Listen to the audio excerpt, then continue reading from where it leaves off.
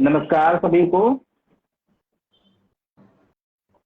आज 1 अक्टूबर 2021 आज का महासत्र 93 महासत्र पर हमारा ऋषिकुल योग पीठ वेबिनार 365 पहुंच चुका है और आज के इस कार्यक्रम को आरंभ करने से पहले हम परमात्मा ईश्वर का ध्यान करेंगे। तो कमर गर्दन सीधी करते हुए सभी लोग हाथ जोड़कर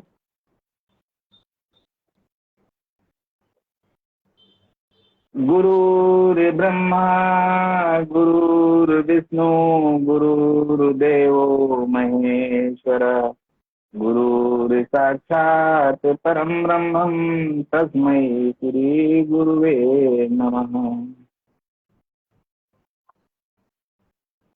शैलियों का दर्शन करें और धीरे धीरे अपने चेहरे पर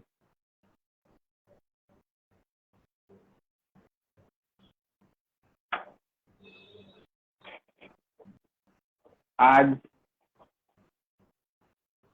के इस महासत्र में हमारे बीच उपस्थित मुख्य वक्ता के रूप में श्रीमती अमी कन्हैयालाल भट्ट योगाचार्य, जो राजकोट गुजरात से हैं, और आज ये महासत्र उनका पुनः दोबारा से है। पहले भी वो आ चुकी हैं इस मंच पर। तो मैं सबसे पहले योगाचार्य जी का तहे दिल से स्वागत और अभिनंदन करता हूं और शॉर्ट में थोड़ा सा परिचय भी दे देता हूं कि योगाचार्य जी अपने आप में ऐसा अनुभव है योग के क्षेत्र का कि देश विदेश सब जगह ख्याति है। विश्वविद्यालय सोमनाथ संस्कृत यूनिवर्सिटी से योगा एग्जामिनर भी हैं और 3rd level yoga certification board से क्वालिफाइड हैं। योगा फैकल्टी मुदिता योगा प्रोफेशनल सेंटर से। तो इस तरीके से योग के क्षेत्र का इतना सारा अनुभव और उस अनुभव के साथ आज जो है भक्ति योग में व्याख्यान रहेगा इनका। तो सभी लोग, सभी दर्शक जुड़े रहें और वाकई में कुछ नया सीखने को मिलने वाला है, इसलिए सबको लाभ इसका मिलना ही मिलना है। और इसको जितना भी लाइक करे, जितना भी शेयर करे इस वीडियो को हमारे, वो बहुत लोगों तक पहुंच करके बहुत सारे लोगों को लाभ पहुंचाने वाला है। तो मैं अब ज्यादा समय न लेते हुए मैं सीधे आमंत्रित करूंगा योगाचार्य जी को कि वो आए और आज अपने इस सत्र में सभी लोगों को भक्ति योग के बारे में बताएं। धन्यवाद। बहुत बहुत धन्यवाद। सबसे पहले तो मैं ऋषिकुल योग पीठ की आभारी हूँ। आप सभी की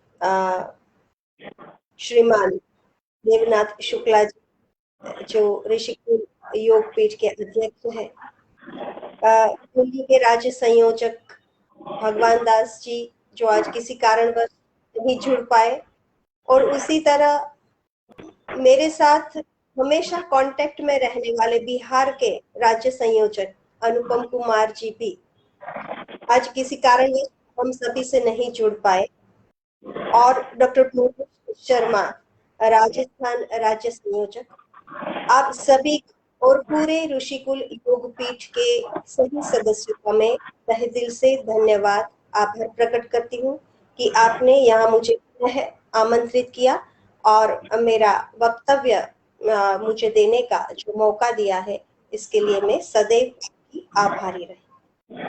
तो ज्यादा वक्त नहीं लेते हुए सीधा भक्ति योग के बारे में शुरू ही करते हैं। भक्ति जो शब्द है उसमें ही एक आर्द्रता का भाव छुपा हुआ, और अभी हम देख रहे हैं तो वातावरण में भी चारों ओर एक जो स्पंदन युक्त वातावरण है, कि भीना भीना मध्यम सा वातावरण पूरे भारत में जो फैल रहा है, वो कहीं ना कहीं भक्ति की ओर हमें खींच जाता है। तो ईश्वर के प्रति निस्वार्थ और गहन प्रेम ही भक्ति कहलाती है। भक्ति योग जो है, योग में कई मार्ग बताए गए हैं। ज्ञान योग है, कर्म योग है, राजयोग है, लय योग है, नाद योग है, मंत्र योग है, भक्ति योग। आज हम भक्ति के बारे में, भक्ति योग के बारे में जब चर्चा करने जा रहे हैं, तो ये जो मार्ग है वो श्रद्धा का मार्ग बताया गया है शास्त्र में इसे। और इसमें अलौकिक जो प्रेम है, अलौकिक प्रेम ईश्वर के प्रति, उन्हें पाने के लिए, हृदय को उन्मुक्त रखने के लिए हर एक भक्त, हर एक योगी तत्पर रहता है।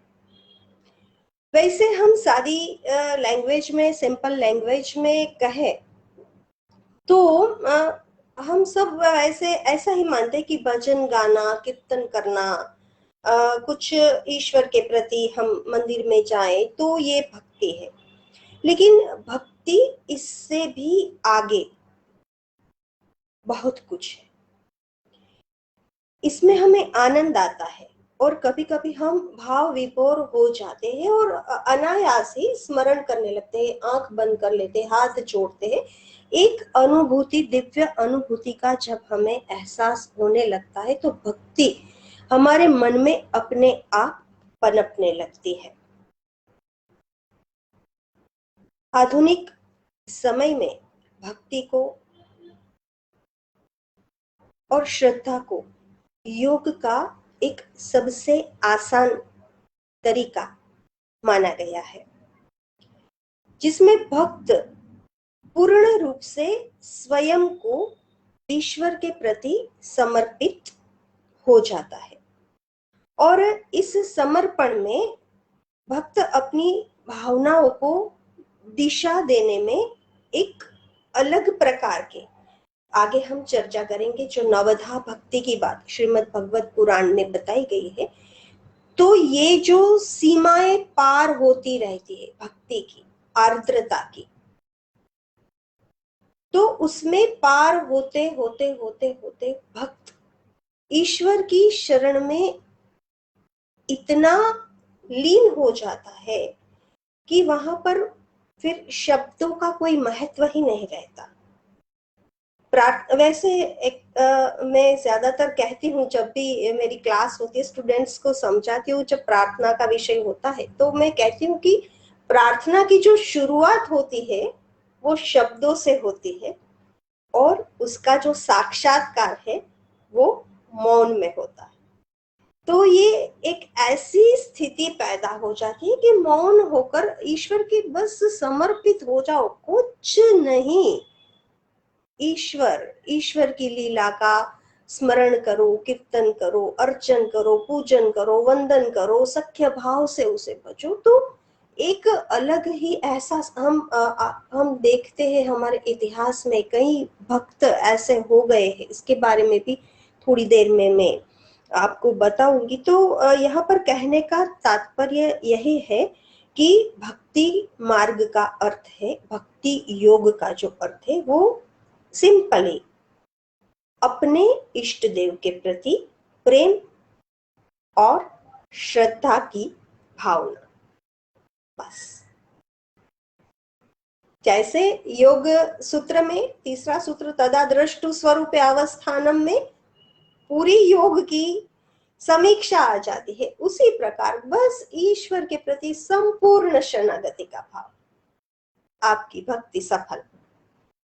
तो भगवान की हम बहुत सारी, छोटे होते हैं बच्चे तभी से हम शुरू कर देते हैं, भगवान की कहानियां सुनाते हैं हम बच्चों को, रामायण की, महाभारत की, उपनिषद की जो बातें हैं, तो कहीं ना कहीं वहां पर हम संस्कार यही देते हैं भक्ति के।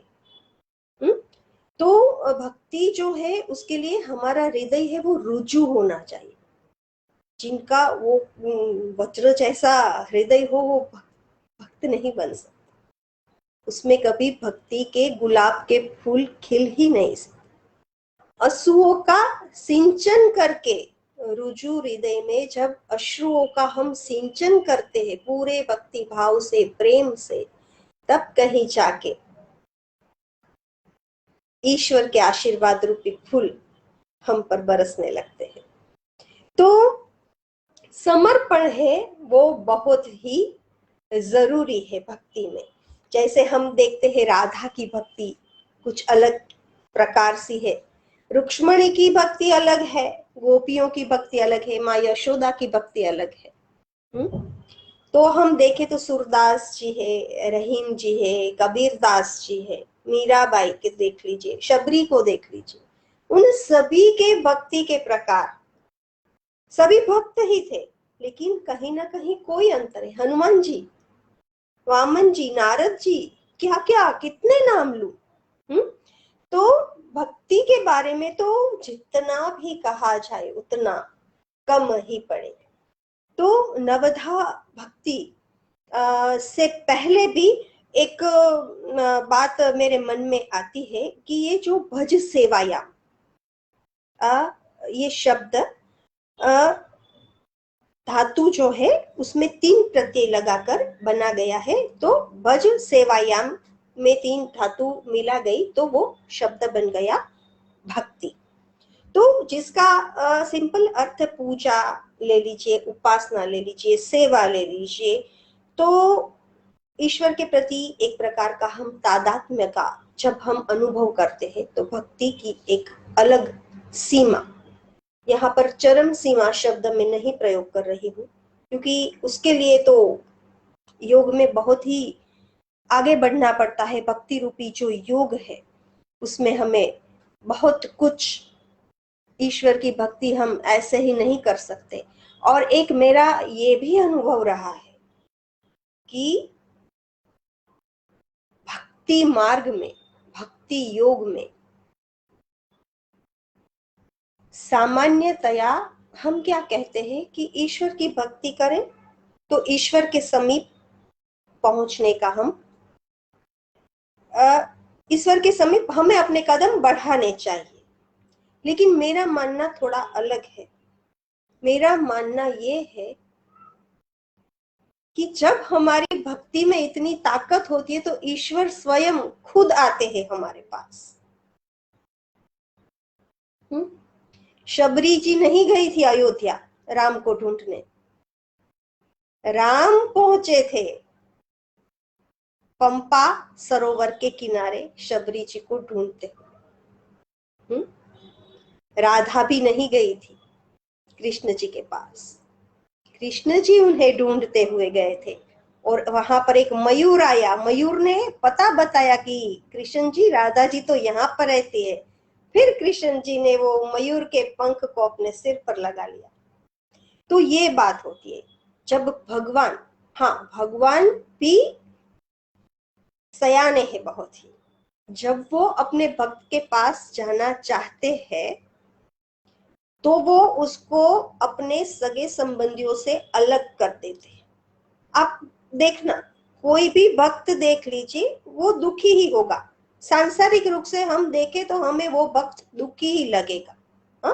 मीराबाई को ले लीजिए, हम इतिहास पढ़ते हैं तो हम देखते हैं कि मीराबाई को जहर का कटोरा पीना पड़ा, उन्हें बहुत सारे राजमहल में भी सुख नहीं थे, ऐसा हम सोचते थे। मीराबाई ऐसा नहीं सोचती थी। तो भगवान जब हमारे पास आना चाहते हैं तो वो हमें सांसारिक दुख से हमारी परीक्षा लेते हैं, लेकिन वो भक्त को वो दुख नहीं लगता। लेकिन भगवान चाहते हैं कि अगर मैं तो बाकी कोई नहीं, सिर्फ मैं। तो हमें ऐसा लगता है, नरसिंह मेहता को आप ले लीजिए, कल वैसे बापू की जन्म जयंती है और बापू को नरसिंह मेहता के भजन बहुत ही प्रिय थे। वैष्णव जन तो तेने रे कहिए जे पीड़ पर आई जाने रे। तो ये जो नरसिंह मेहता थे उनके जीवन में भी कई प्रकार के दुख आए, तो भगवान ने बार बार आके उनकी मदद की, उन्हें अपने प्रत्यक्ष होने का अनुमान दिया। भगवान ने खुद कैद खाने में गए नरसिंह मेहता का रूप लेकर। उन्होंने, उनकी हुंडी है, उनके ऊपर भी बहुत अच्छा काम किया। फिर नरसिंह मेहता ने अपना केदार राग था वो अमानत के तौर पे रखा कि जब तक मुझे भगवान दर्शन नहीं देंगे मैं राग केदार नहीं गाऊंगा। तो ये जो भक्त की हम थोड़ा साइड में चले गए, अभी मैं आती हूँ फिर से नवधा भक्ति की ओर। तो भक्त और भगवान का एक अलग ही रिश्ता है, एक अलग ही मुकाम है। तो नारद भक्ति सूत्र में भगवान और भक्ति की बात करते हुए नारद जी बहुत ही सुंदर कहते हैं कि वो अपने भक्त के प्रति प्रेम स्वरूपा है और अमृत स्वरूपा भी है। उसके बाद कहते हैं कि आत्म प्रेम के अविरोध साधनों में ईश्वर के प्रति अनुराग होना ही भक्ति है, ऐसा नारद मुनि कहते हैं। और स्वामी विवेकानंद ने नारद भक्ति सूत्र का जो अनुवाद किया है बहुत ही बेमिसाल वो पढ़ने योग्य बात है। गर्गाचार्य भी भक्ति के बारे में कहते हैं। गर्गाचार्य जिन्होंने कृष्ण का नामकरण किया, कृष्ण भगवान श्री कृष्ण के जो कुल गुरु थे, वो कहते हैं कि ईश्वर की दिव्य गुण और कथा आदि के श्रवण में अनुराग रखना ही भक्ति है। और शांडिल्य मुनि कहते हैं कि आत्म प्रेम के अविरोध में अनुराग होना, भगवान की पूजा अर्चन में अनुराग होना भक्ति है। तो इस प्रकार से वेद व्यास को भी हम लीजिए तो वेद व्यास जी भी कहते हैं कि भगवान की कथा आदि में अनुराग रखना। पाराशर नंदन जिन्हें हम कहते हैं वेद व्यास जी को, शांडिल्य मुनि भी कहते हैं कि कथा में अनुराग रखने से भक्ति होती है। तो इस प्रकार से भक्ति के बारे में अलग अलग लोगों ने अलग अलग तरीके से अपनी अपनी बात रखी है। अब हम भक्ति के प्रकार अगर देखें तो भक्ति के वैसे विविध रूप है। हम नहीं ऐसे बटोर के रख सकते कि नहीं नवधा ही भक्ति होती है, क्योंकि जितने भक्त उतने प्रकार। फिर भी शास्त्र में हम देखें तो हेतुकी यानी कि गौणी भक्ति और अहेतुकी यानी कि पराभक्ति की बात की गई है। सकाम जो भक्ति है, कुछ कामना हम करते हैं भक्ति के साथ, वो हेतुकी भक्ति यानी कि गौणी भक्ति कही जाती है। उसमें हमारा कुछ ना कुछ प्रयोजन रहता है या हम कुछ चाहते हैं, कुछ हमारी कामनाएं होती है, इसीलिए इसको हेतुकी, क्योंकि उसमें हमारा कुछ हेतु है, कुछ प्रयोजन है भक्ति करने के पीछे। तो ये हेतुकी भक्ति है यानी कि गौणी भक्ति है। और अहेतुकी भक्ति है वो हम ज्ञान के मार्ग पर जब आगे चलते हैं और जहां पर हमारी कोई कामनाएं नहीं रहती, वहां पर हम उसे अहेतुकी भक्ति कहते हैं। तो इसमें हेतुकी भक्ति जो है यानी कि वैधि भक्ति है, उसमें नवधा भक्ति को बताया गया है कि 9 प्रकार की भक्ति होती है।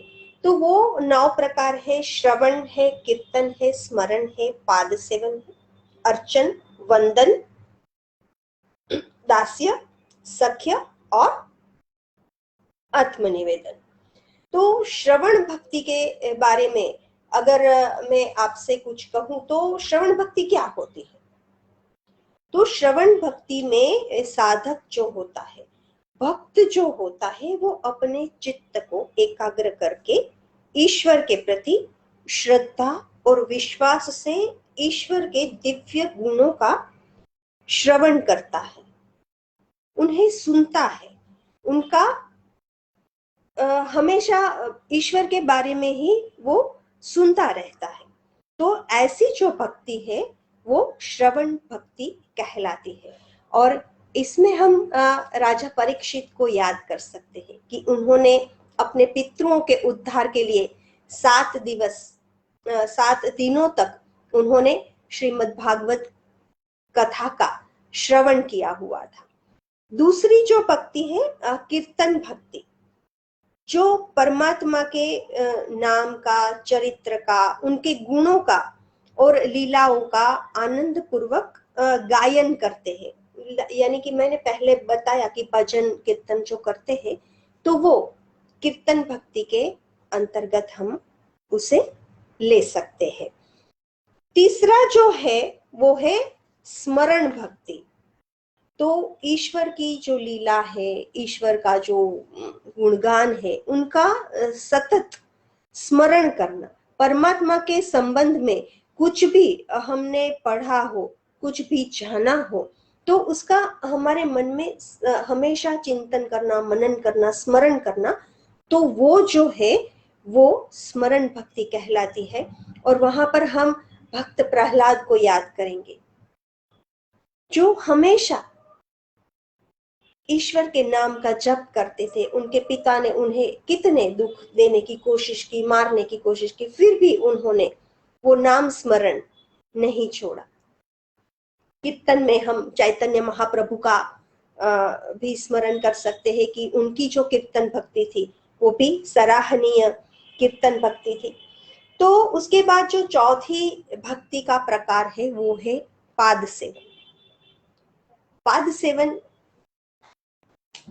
क्या बताऊं, ईश्वर की जो चरण है, चरण युगल की सेवा करना, चाहे वो मूर्ति के स्वरूप में है।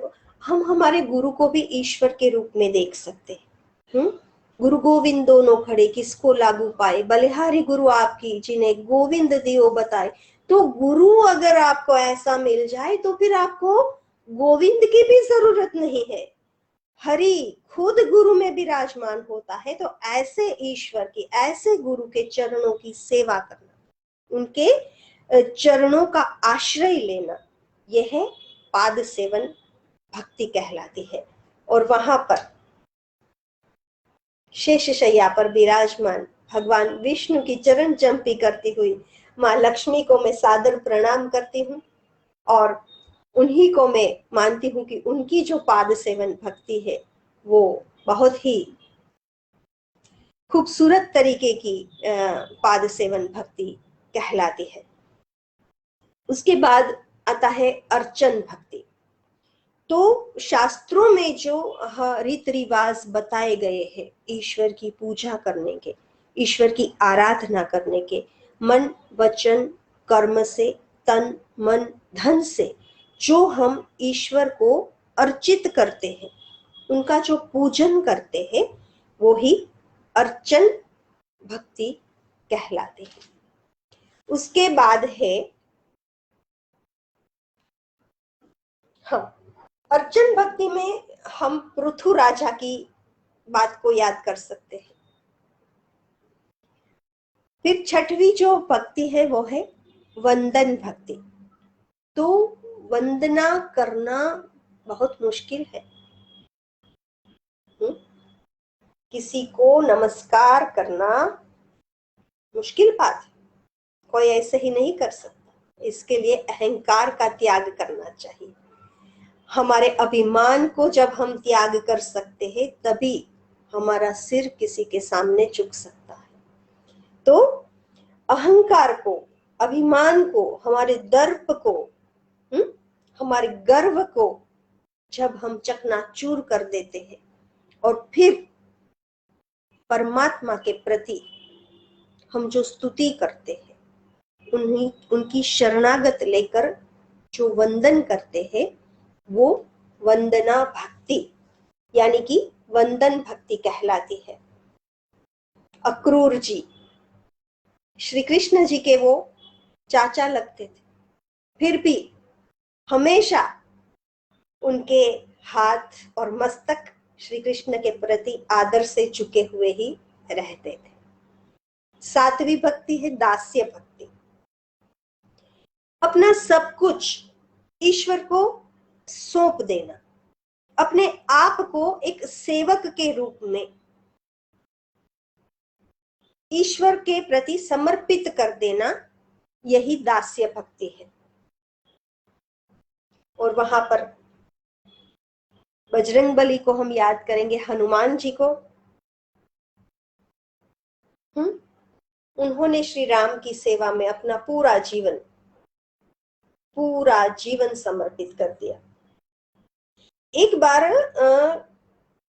सीता मैया मांग में सिंदूर भर रही थी। एक बात मुझे याद आई तो मैं कह देती हूँ। सीता मैया मांग में सिंदूर भर रही थी। हनुमान जी ने देखा कि मैया, ये आप सिंदूर क्यों भर रही है मांग में? तो माँ जानकी बोली कि इससे मेरे स्वामी का आयुष्य बढ़ता है, इसीलिए मैं मांग में भर रही हूँ।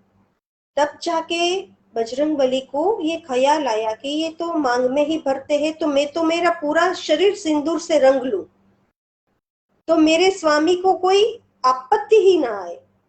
तो तभी से उन्होंने अपने पूरे शरीर में सिंदूर लगाना शुरू कर दिया। और हम आज भी वो हमने शुरू रखा है। हम तेल और सिंदूर हर शनिवार को बजरंगबली को चढ़ाते थे। तो ये भक्ति है, ये सच्ची भक्ति है।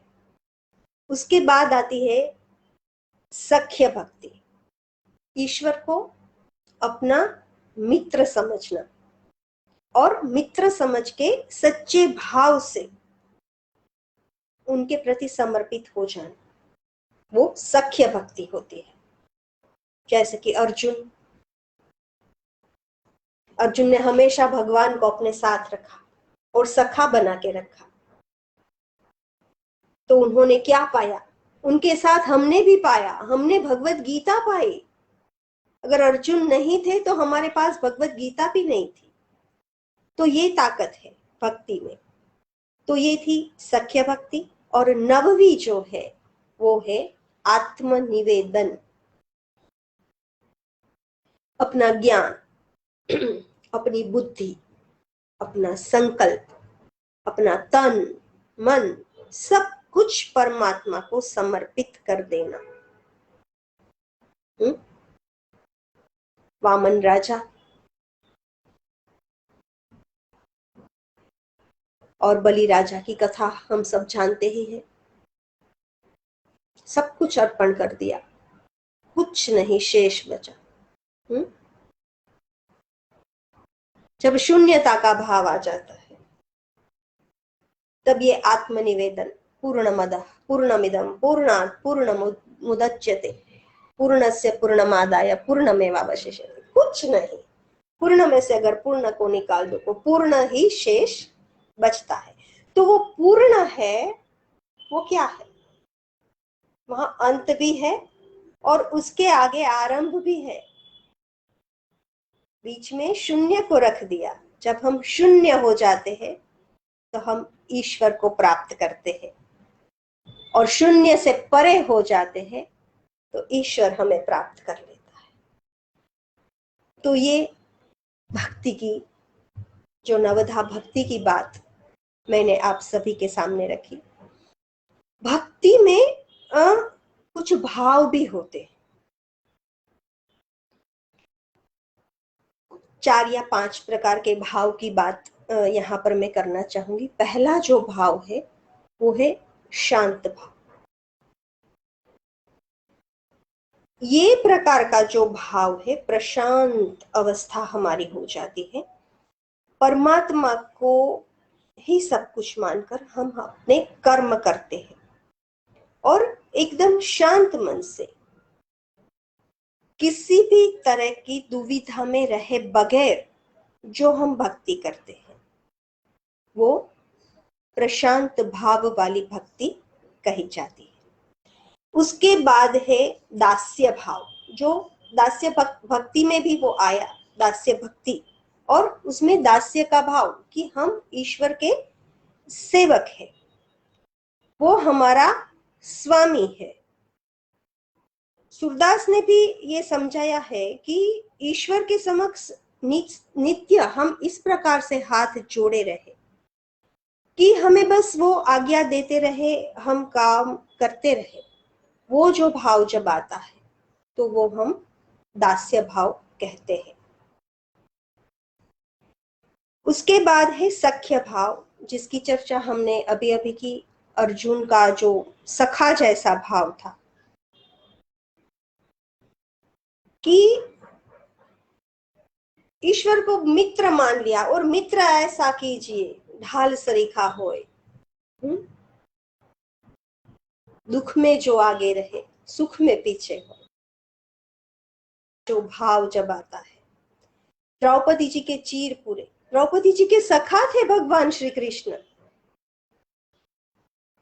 तो उन्होंने जब तक द्रौपदी जी ने कहा हे द्वारिकाधीश, हे यदुनंदन, हे कान्हा, हे गोविंद, मेरी लाज रखो, ईश्वर नहीं आए। जब द्रौपदी जी बोली हे अंतर्यामी, तुरंत उनके चीर पूरे गए, 999 चीर भगवान ने पूरे। तो ये सखा भाव, सखा हमेशा अंतर में रहता है।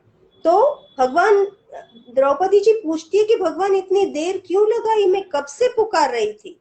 भगवान बोले कि तूने कहा कि द्वारकाधीश, यदुनंदन, तो मैं गोकुल से आता तो मुझे देर लगती, द्वारिका से आता तो भी मुझे देर लगती, लेकिन अंतर में से जब तुमने कहा कि हे अंतर्यामी, तो मैं तुरंत प्रकट हुआ। अंतर में से आने में मुझे कभी देर नहीं लगती।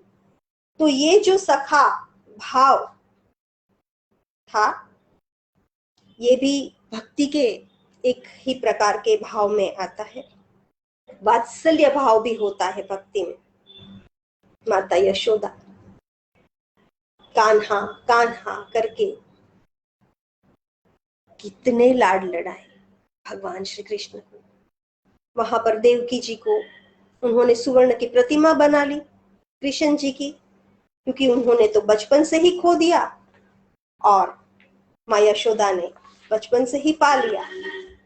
तो ये भी एक वात्सल्य का भाव होता है। और हमारे अभी हम देखते हैं जो पुष्टि मार्ग में जो स्थित है श्रीनाथ जी, तो वहां लालन पालन लाला के करते हैं, लल्ला को नहलाते हैं, खिलाते हैं, पिलाते हैं। हाँ, त्रिभुवन के नाथ को वात्सल्य भाव से वो अपनी सेवा कर रहे हैं, अपनी भक्ति प्रदर्शित कर रहे हैं।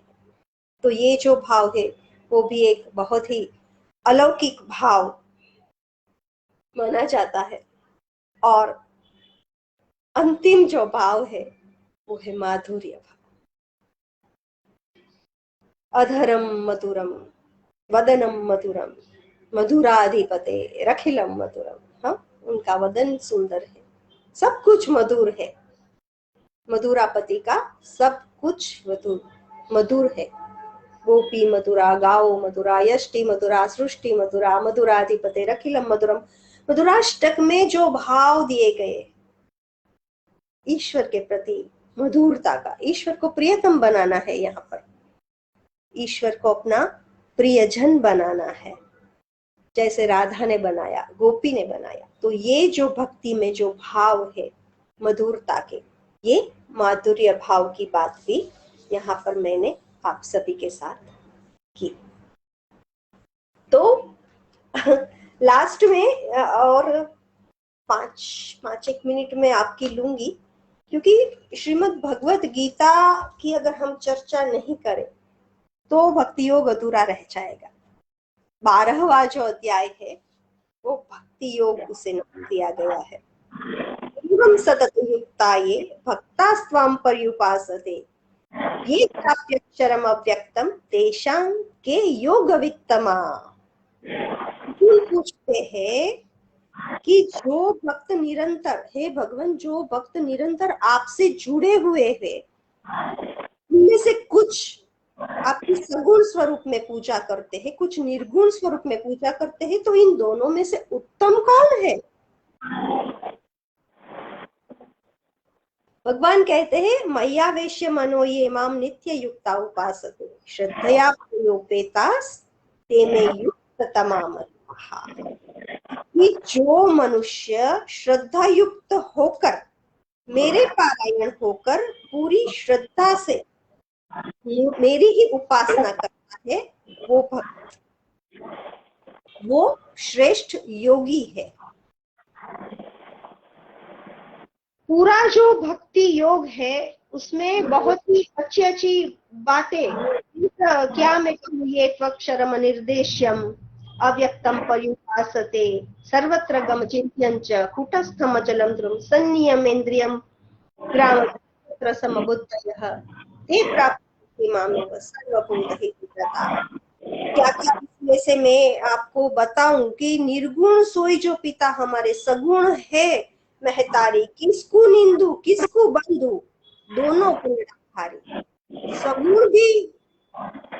सगुण का पलड़ा भी भारी है और निर्गुण का पलड़ा भी भारी ही है। तो भगवान और जो बात यहाँ पर होती है भक्ति योग में, क्लेशो तरसते शाम अव्यक्तासक्त चेतसाम अव्यक्ता ही गतिर दुखम भद्भिरवाप्यते ये तु सर्वाणि कर्माणि मयि सन्न्यस्य मत्परा अनन्यनैव योगेन माम ध्यायन्त उपासते। तो ईश्वर यहाँ पर भक्त की बात कहते हैं कि भक्त जब अहंकार छोड़ देता है, एक एक कदम बढ़ाता जाता है अहंकार को छोड़ते हुए मेरी ओर, उतना वो मुझे प्रिय, मेरे नजदीक आता जाता है और मुझे प्रिय और प्रिय, अति प्रिय होने लगता है। उसके बाद जो बहुत सारी बात है कि जो भक्त मेरे में चित्त स्थिर नहीं कर सकता उन्हें क्या करना चाहिए? तो वहां पर कहते हैं कि उन्हें अष्टांग योग का अभ्यास करना चाहिए। उन्हें यम नियम के द्वारा मेरी प्राप्ति करनी चाहिए। आवाज मेरी क्लियर आ रही है ना? हाँ। श्रेयो हि ज्ञानम अभ्यासात् ज्ञानम विशिष्यते। तो ज्ञान से उत्तम क्या है? ज्ञान से उत्तम क्या है? तो सबसे उत्तम बताते हैं कि कर्म फलों का त्याग वो सबसे उत्तम है। फल त्याग शांति अनंतरम अद्वैता सर्वभूतानां मैत्रः करुण एव च निर्ममो निरहंकार समद दुख सुख शमी। ये श्लोक जो है उसमें कहते हैं भक्त के 12 लक्षण बताए गए हैं। द्वेष्टा सर्वभूतानां, तो वो द्वेष से रहित होना चाहिए। मैत्रः यानी कि वो स्वार्थ रहित होना चाहिए। करुण वो हेतु रहित यानी कि दयालु होना चाहिए। उसके बाद कहते हैं निर्मम, वो ममता रहित भी होना चाहिए। निरहंकार वो अहंकार रहित होना चाहिए। सम दुख सम, सुख और दुख में वो सम होना चाहिए। क्षमी क्षमाशील होना चाहिए। संतुष्ट सततम, हर हमेश वो संतोषी होना चाहिए। फिर कहते हैं योगी, संतुष्ट सततम योगी, वो योगी होना चाहिए। उसके बाद यथात्मा और इंद्रियों को वश में रखने वाला, सेल्फ कंट्रोल्ड होना चाहिए। 11वां है दृढ़ निश्चय, वो मुझ में दृढ़ निश्चय वाला होना चाहिए। और मयर्पित मनोबुद्धि, कितनी अच्छी बात, जिसने अपना मन और बुद्धि मुझ में यानी श्री कृष्ण में अर्पण किया हो, ऐसा वो होना चाहिए। तो ये जो श्लोक 13वां और 14वां श्लोक, उसमें भगवान ने 12 तरह के गुण भक्त के बताए कि भक्त कैसा होना चाहिए, तब जाके वो मुझे प्रिय होने लगता है। तो भक्ति योग में बहुत कुछ और भी बोला जा सकता है। न रुष्यति न द्वेष्टि न शोचति न कांक्षति शुभाशुभ परित्यागी भक्तिमान समित। तो ऐसे जो भगवान है वो भक्ति की योग में भक्ति की बहुत सारी चर्चा करते हैं और लास्ट में भक्त के जो 4 प्रकार के भक्त हैं उनके बारे में भी कहती हूँ कि भगवान कहते हैं कि 4 प्रकार के भक्त होते हैं जो मुझे पूजते हैं। पहला है अर्थी, जिन्हें अर्थ की आकांक्षा हो। दूसरा है आरती, जो दुखी हो। तीसरा है जिज्ञासु, जिसे कुछ जानने की इच्छा हो। और चौथा है ज्ञानी। 4 प्रकार के भक्त है आर्त यानी दुखी, अर्थी यानी कि धन की इच्छा वाला, जिज्ञासु जिसे कुछ जानना है, और ज्ञानी। उन सभी में जो ज्ञानी भक्त है वो मुझे प्रिय है। आज भक्ति योग में हमने भक्ति के बारे में, भक्ति के कुछ प्रकार के बारे में, भक्त के प्रकार के बारे में, भक्ति के जो भाव थे उनके बारे में कुछ मैंने आप सभी को देने की कोशिश की। आशा है जो भी एग्जाम्स की तैयारी कर रहे हैं स्टूडेंट्स, उनको ये लाभदायक होगा, फायदेकारक होगा और उनके कुछ विषय उनमें से इनको काम में आ सके। तो यहाँ पर व्याख्यान समाप्त करना चाहूंगी। हरिओम। बहुत बहुत धन्यवाद। आज का महासत्र भक्ति योग के रूप में बहुत अच्छा रहा, क्योंकि भक्ति ईश्वर की हो, गुरु की हो, क्योंकि आज जैसा बताया गया है कि गुरु को सर्वोपरि माना जाता है, पहले से भी माना जाता है। तो कहीं न कहीं आज जो भक्ति का जो भाव है, वैसे तो धीरे धीरे अब गुरु के प्रति आज का जो ये मॉडर्न कल्चर जो चल रहा है, इसमें बहुत ही कम होता चला जा रहा है। नैतिकता, संस्कार और कहीं न कहीं माता पिता, ये भी एक ऐसा पद है जो ये आज के मतलब मनुष्य आत्मा में रहते हुए ये भी एक भगवान का ही दर्जा, ईश्वर का ही दर्जा है, क्योंकि इनकी भी भक्ति जरूरी है। क्योंकि आज जो संस्कार इतने खराब होते चले जा रहे हैं, लोग इनको ही भूलते जा रहे हैं जी। मतलब मैं थोड़ा सा विषय वही है, मगर हाँ। कहीं न कहीं इसका आशय यही निकल के आता है कि अगर हम आज अपने जो घर के भगवान है, हमारे घर में जो साक्षात, तो जिनको जो हमें जन्म से लेकर के भरण पोषण तक हमें लायक बनाने तक उनकी शिक्षा दीक्षा उसको मतलब इस तरीके से करती है, तो कहीं न कहीं सबसे बड़ी भक्ति हमें सबसे पहले माता पिता और गुरु, इन्हें आज नहीं भूलना चाहिए और इनके प्रति अपने भक्ति भाव को बिल्कुल निश्चल भावना से एकदम मतलब कोई भी स्वार्थ नहीं होना चाहिए और इसको अपनाना चाहिए हर तरीके से। और ईश्वर की भक्ति, इन्हीं की भक्ति में ईश्वर की भक्ति है। ईश्वर अपने आप में आपको जो है मतलब हर तरीके से सपोर्ट करेगा, अगर हम लोग इस भक्ति को अगर तहे दिल से एकदम हार्दिक अपना लें। और बाकी तो खैर सत्र बहुत अच्छा रहा, और ये तो एक एजुकेशनल भी आता है, तो एजुकेशनल लेवल पर हम लोग हर पार्ट वाइज इसको एकदम क्लियर तरीके से पढ़ सकते हैं, समझ सकते हैं। और इस वीडियो को तो हम लोग बार बार देख सकते हैं, रिकॉर्डेड है, इससे आप अपनी तैयारी भी कर सकते हैं। और बाकी सत्र बहुत अच्छा रहा, इसलिए मैं तहे दिल से जो है धन्यवाद करता हूँ ऋषिकुल योगपीठ परिवार की तरफ से। आपका सेशन बहुत अच्छा रहा, और साथ ही आगे भी मेरा अनुरोध है कि कोई नए विषय के साथ हम फिर मिलेंगे एक बार। और इस तरीके से, क्योंकि ये 365 दिवसीय वेबिनार आयोजन इसीलिए है कि वक्ता आए और अपने विचार प्रस्तुत करें, लोगों को इसका जो है एक लाभ मिले। तो इस तरीके से मतलब इस, क्योंकि आज 93 तक हम लोग पहुंच गए, अगर 365 दिवसीय है, और इसी तरीके से समय का पता ही नहीं चल रहा है। आज अक्टूबर माह की 1 तारीख हो चुकी है, इसी तरीके से करते हुए कब 30 जून 2022 आ जाएगा पता नहीं चलेगा। तो ये क्रम जारी रहेगा, और इसी के साथ आज के इस कार्यक्रम को हम विराम देंगे। विराम के पहले हम लोग शांति पाठ कर लेते हैं। और शांति पाठ के लिए 3 बार गायत्री मंत्र का जाप किया जाएगा। इसके बाद जो है कार्यक्रम को विराम देंगे। तो कमर गर्दन सीधी करते हुए ओम भूर्भुवः स्वः तत्सवितुर्वरेण्यं भर्गो देवस्य धीमहि धियो यो नः प्रचोदयात्।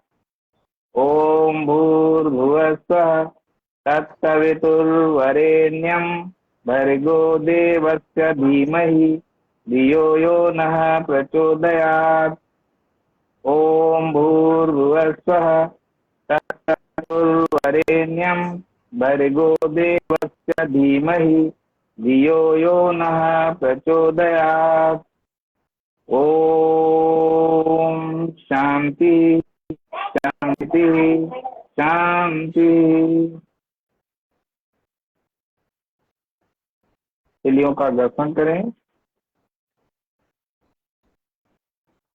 और आराम से अपने चेहरे पर